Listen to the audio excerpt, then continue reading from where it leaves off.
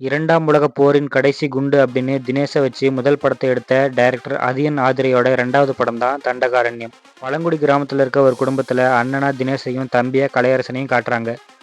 ஊரில் எந்த பிரச்சனைனாலும் முன்ன வந்து நின்று என்னன்னு கேட்குறவர் தினேஷ். இவர் இப்படி ஊர் பிரச்சனையை கேட்கறதாலேயே அங்கே இருக்கக்கூடிய அரசியல்வாதிகளாலையும் பெரிய மனுஷங்களாலையும் இவருக்கு அடிக்கடி பிரச்சனை வருது.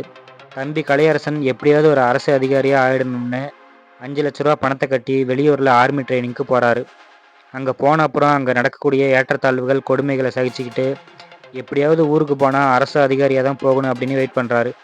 இவர் அரசு அதிகாரியாக ஆனாரா, இவரோட கிராமம் என்னாச்சு, தினேஷ் என்ன ஆனார் அப்படின்றதான் இந்த படத்தோட மீதி கதை.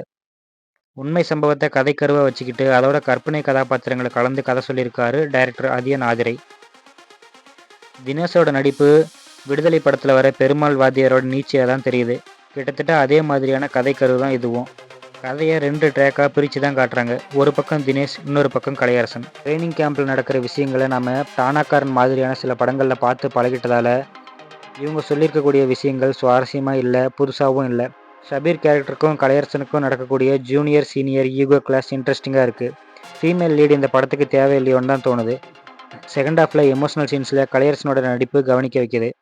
பாலசரவணனோட காமெடி ஒரு சில இடங்களில் நல்லா இருந்தாலும் இந்த படத்துக்கு காமெடி தேவைதானா அப்படின்னு தோண வச்சிருது. கேரக்டர்ஸை இன்ட்ரடியூஸ் பண்ணி கதைக்குள்ளே போகிறதுக்கே ரொம்ப நேரம் எடுத்துக்கிறாங்க. இதனாலேயே ஃபர்ஸ்ட் ஹாஃப் கொஞ்சம் ஸ்லோவாக இருக்கிற மாதிரி தோணுது.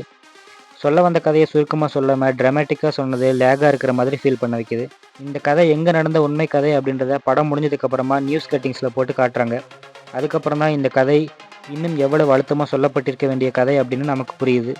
அதிகாரம் எப்போவுமே அமைதியை விரும்பாது. எங்கே அமைதி இருக்கோ, எங்கே கனிம வளம் இருக்கோ அந்த இடத்த அதை அபகரிச்சிக்கும். எதிர்த்தவங்களை கொல்லும், எஞ்சி இருக்கிறவங்களுக்கு நல்லது பண்ணுறதா விளம்பரப்படுத்திக்கும். எல்லாத்துக்குமே காரணம் பணம் தான். பணத்தை தரது கார்ப்பரேட். அந்த பணம் தான் அதிகாரத்தை தக்க வச்சுக்க உதவுற பலம்.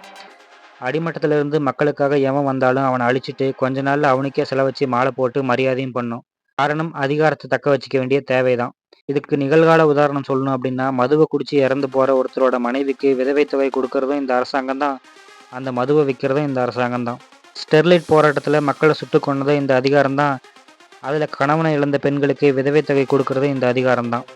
இம்மானுவேல் சேகரனார், கீவா, அயோத்திதாச பண்டிதர், கலியபெருமாள், முத்துராமலிங்கம், காமராஜர், இன்னும் நமக்கு தெரியாத எத்தனையோ பேர். இவங்கெல்லாம் நல்லவங்க தானே, இவங்களை தோக்கடிச்சது யாரு?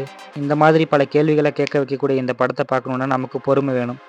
இது போன்ற படங்கள் உங்களுக்கு பிடிக்கும் அப்படின்னா தாராளமாக நீங்கள் படத்தை போய் பார்க்கலாம். 18 வயதுக்கு மேற்பட்டோருக்கு மட்டும்தான் இந்த படம்.